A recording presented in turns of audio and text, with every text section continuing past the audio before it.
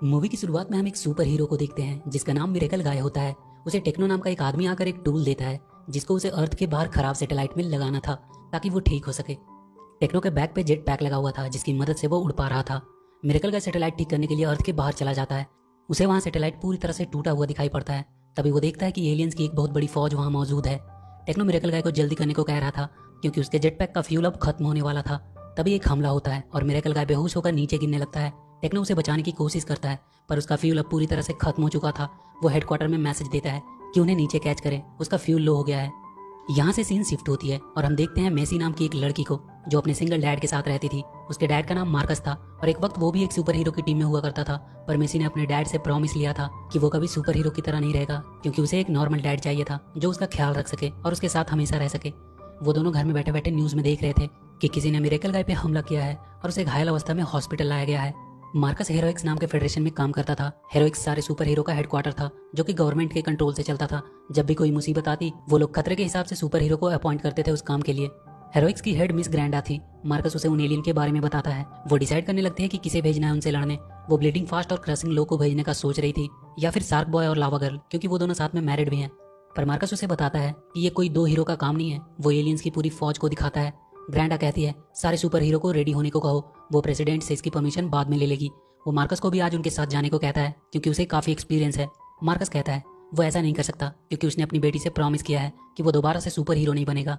ग्रैंडा उससे कहती है हमारी पूरी प्लेनेट खतरे में है और तुम्हें तुम्हारी प्रॉमिस की पड़ी हुई है, दुनिया को तुम्हारी जरूरत है। मार्कस ज्वाइन होने के लिए रेडी हो जाता है और अपनी तलवार ले लेता है। आगे हम देखते हैं हीरोइक्स के ऑफिसर मिसी को उसके स्कूल से लेकर हीरोइक्स के हेडक्वार्टर पे ले आते हैं और उसे एक सिक्योर्ड कमरे में रहने को कहते हैं जहाँ पहले से ही सारे सुपर हीरो के बच्चे मौजूद थे। वो उन्हें सेफ्टी के साथ रख रहे थे ताकि वो एलियंस इन्हें नुकसान ना पहुंचा पाए। ग्रैंडा मिसी को बाकी सभी बच्चों से इंट्रोड्यूस करवाती है। ग्रैंडा बच्चों से कहती है कि वो उनके डिसिप्लिन से काफी ज्यादा खुश है और वो ये उम्मीद करती है कि वो लोग ऐसे ही डिसिप्लिन बनाए रखेंगे। पर ये डिसिप्लिन सिर्फ दिखावा था। ग्रैंडा के वहां से जाते ही उन सबकी मस्ती शुरू हो जाती है। मिसी के पास एक व्हील चेयर में बैठा लड़का आता है जो उसे कहता है कि उसका नाम व्हील्स है। वो बताता है कि वो हमेशा व्हील चेयर पे ही रहता है क्योंकि उसके मसल्स काफी स्ट्रांग है, इतना कि उसके लेग्स के बोन उसे संभाल नहीं पाते। वो उसे वहाँ के बाकी सभी से इंट्रोड्यूस करवाता है। ये है नूडल्स क्योंकि ये अपने शरीर के हर पार्ट को नूडल्स की तरह किधर भी खींच सकता है। और ये है ओहो जो किसी से बात नहीं करती, हमेशा वो कोई ना कोई ड्राइंग ही बनाती रहती है। ये ड्राइंग्स के थ्रू ही अपनी बातें बताती है। मिसी देखती है उसकी ड्राइंग्स कुछ अजीब है। उसने उसकी भी ड्राइंग बनाई थी, वो भी क्लास के फ्रंट में। ये है अकपेला जो कि अपनी आवाज से किसी भी चीज को उड़ा सकती है। ये अपनी आवाज को बहुत हाई और लो कर सकती है। वो उसे वहाँ की चेयर उड़ाकर दिखाती है जिसपे एक लड़का ऊपर चढ़कर दिखाता है। मिसी को ओहो की ड्राइंग की याद आती है। उसने भी ऐसी ही ड्राइंग बनाई थी थोड़ी देर पहले। ये ब्लीडिंग फास्ट का बेटा स्लोमो है जो कि और सबके मुकाबले काफी स्लो है। फेस मेकर जो कि अपने चेहरे को किसी भी तरह का बना सकता है। ये रिवाइंड है जो कि कुछ सेकंड के लिए टाइम को रिवाइंड कर सकता है। और उसके अपोजिट उसकी जुड़वा बहन जो कि टाइम को कुछ सेकंड के लिए फास्ट कर सकती है। और इसका नाम वाइल्ड कार्ड है जिसके पास दुनिया की सारी पावर्स हैं लेकिन वो सबको अपनी मर्जी के हिसाब से यूज नहीं कर पाता क्योंकि वो अपनी एनर्जी पे फोकस नहीं कर पाता। इसलिए हमेशा वो करना कुछ और चाहता है और होता कुछ और है। और ये सबसे लास्ट गपी शार्क बॉय और लावा गर्ल की बेटी जिसमें उन दोनों की पावर्स हैं। बस इसे हमेशा हाइड्रेटेड रहना पड़ता है। सारे लोग मिसी से पूछते हैं कि उसकी पावर्स क्या हैं। वो उन्हें बताती है कि उसके पास कोई भी पावर्स नहीं है। मिसी उन्हें टीवी ऑन करने को कहती है ताकि वो लोग देख सके कि बाहर क्या हो रहा है। बाहर सारे सुपर हीरोज उन एलियन से लड़ने के लिए तैयार हो रहे थे। मिसी देखती है उसके डैड भी वहाँ हैं। सारे सुपर हीरो उन एलियन से लड़ने लगते हैं पर वो एलियंस उन पर काफी भारी पड़ रहे थे। वो एक एक करके सारे सुपर हीरोज को पकड़कर कैद कर लेते हैं। मार्कस भी पकड़ा जाता है। सारे बच्चे उदास थे अपने पेरेंट के ऐसे पकड़े जाने से।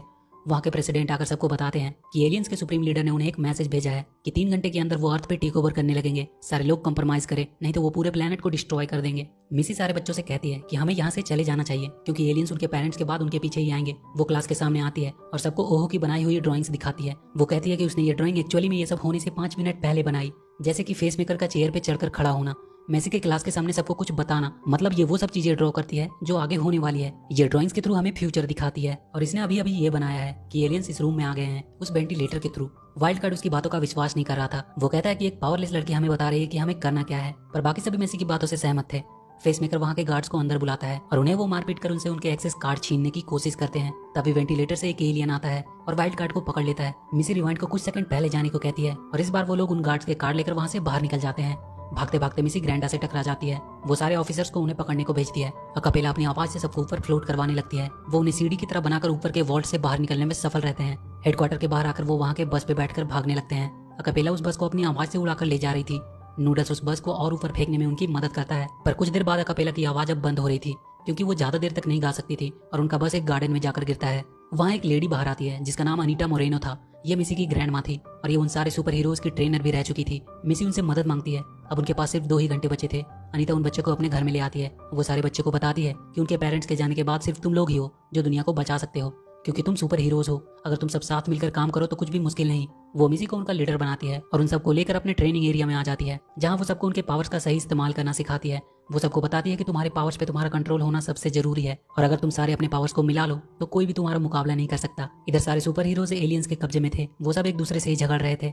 उन्हें वहाँ के प्रेसिडेंट का मैसेज आता है कि उनके बच्चे हेडक्वार्टर से भाग चुके हैं। तभी वो देखते हैं कि उन्हें हेरोइक्स की टीम ने ढूंढ लिया है। ग्रैंडमा उन्हें एक खुफिया रास्ते से बाहर भेजती है। मिसी सबसे कहती है कि उन्हें साथ में रहना चाहिए। मिसी ओहो का ड्राइंग्स देखती है और वाइल्ड कार्ड को अपना प्लान बताती है। वो देखती है ओहो ने एक एलियन शिप बनाया है, मतलब उनके आसपास कोई शिप होगा। ढूंढने पर उन्हें वहाँ एक शिप दिखाई देता है। एलियन के उससे उतरते ही वो लोग उसमें चढ़ जाते हैं और उसकी मदद से वो एलियन के मेन शिप तक पहुंच जाते हैं। वो सब वहाँ पहुंचकर अपने पेरेंट्स को ढूंढने लगते हैं। तभी वहाँ के एलियंस उन पर हमला कर देते हैं। सब डर के मारे वहाँ से भागने लगते हैं। वो भागते भागते एक बालकनी में पहुंचते हैं। वहाँ उन्हें पिरामिड जैसा कोई चीज दिखाई देता है। उनका प्रेसिडेंट भी वहीं था। वो उनसे पूछ रहा था कि टेक ओवर कब से शुरू होने वाला है। वाइल्ड कार्ड उन सबको बताता है कि बहुत जल्द वो अपना रॉकेट अर्थ की तरफ भेजने वाले हैं, उन्हें कुछ करना होगा। प्रेसिडेंट भी उनसे मिला हुआ है। तभी ग्रैंडा वहाँ आती है और उन्हें वो अपना असली रूप दिखाती है। वो सब एलियंस ही थे। वो उन सबको ले जाकर एक कमरे में बंद कर देती है। गपी से वो लोग उसका वाटर बॉटल भी ले लेते हैं। मिसी को समझ नहीं आ रहा था कि अब वो क्या करे। मिसी उन सबसे कहती है कि अब वो सब फंस चुके हैं और वो कुछ नहीं कर सकते। वो सब अपने पेरेंट्स को खो देंगे हमेशा के लिए। सब रोने लगते हैं और उनके आंसू के ड्रॉपलेट्स की मदद से गपी उस सेल की डुप्लीकेट चाबी बनाती है और वो सब वहाँ से बाहर निकलते हैं। उनके पास अब 18 मिनट बचे थे। वो अपना प्लान फॉलो करते हैं। वाइल्ड कार्ड और फेस मेकर दूसरी साइड जाते हैं और बाकी सब मिसी के साथ। ग्रैंडा देखती है वो लोग स्प्लिट हो गए हैं। वो वाइल्ड कार्ड को पकड़ने के लिए जाती है। इधर मेसी की टीम को वो सब एलियंस घेर लेते हैं, पर वो सब एक टीम की तरह उनसे लड़कर उन्हें हरा देते हैं। ग्रैंडा वाइल्ड कार्ड को पकड़ लेती है। उनके पेरेंट्स उन सबको ऐसे टीम की तरह लड़ता देखकर प्राउड फील कर रहे थे। ग्रैंडा वाइल्ड कार्ड से पूछती है कि उनका प्लान क्या है। वो हंसते हुए बताता है कि जो उसका प्लान था वो एकदम परफेक्ट काम कर रहा है। वो वाइल्ड कार्ड की शक्ल में फेस मेकर था। वाइल्ड कार्ड तो कंट्रोल रूम में था जहाँ उसे भेजा गया था। मिसी की टीम उस पिरामिड तक पहुंच चुकी थी। तभी उन्हें पता चलता है कि वो एक एलियन है। मिसी कहती है उसे पहले से ही पता था कि वो एक एलियन है, क्योंकि उसने खुद एक ड्राइंग में अपनी क्लू छोड़ दी थी और ये बात उसने वाइल्ड कार्ड को पहले ही बता दी थी। वाइल्ड कार्ड पिरामिड की शील्ड को डीएक्टिवेट कर देता है, पर वो अपने ड्राइंग से बड़े बड़े जानवर बनाकर उनकी तरफ भेजने लगती है। मिसी विल्स को उस रॉकेट के रोकने के लिए कोई आइडिया ढूंढने को कहती है। वाइल्ड कार्ड ग्रैंडा और उसके आदमियों को बर्फ की तरह जमा देता है। अब उसने अपने पावर्स पे कंट्रोल करना सीख लिया था। बाकी सभी लोग से मिसी की टीम लड़ रही थी। गपी निंजा स्टार्स बनाती है और नूडल्स की मदद से उन एलियन पे मारती है। गपी को और वाटर की जरूरत थी। तब विल्स उसे बताता है कि पिरामिड पे बहुत सारा लिक्विड है। वो उसकी मदद से एक बड़ा सा शार्क बनाती है और उस शार्क की मदद से उन सारे एलियंस को वो मार देती है। पर ओहो लगातार नए नए एलियंस को बनाए जा रही थी, पर उन सब ने एक साथ मिलकर सारे को हरा दिया था। व्हील नूडल्स को एक मशीन देता है जिसके पिरामिड के इग्निशन चैम्बर में लगाते ही वो बंद हो जाएगा, पर वो उसे उसके हाथ से नीचे गिरा देती है। स्लोमो उसे लाने वहां से नीचे कूद जाता है। मिसी वाइल्ड कार्ड को बुलाती है स्लोमो को ऊपर खींचने के लिए।